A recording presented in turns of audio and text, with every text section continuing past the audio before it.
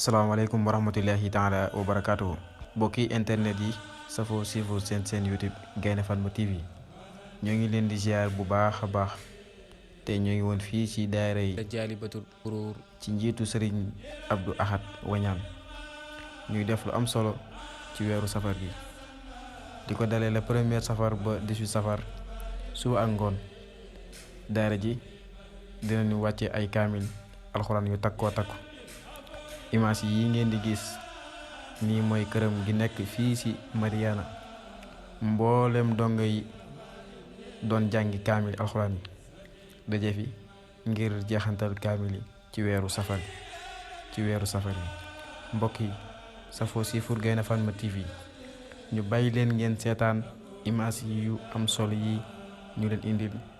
ak daayira Jaalibatul Buruur njiitu Sëriñ Abdou Ahad Wañaan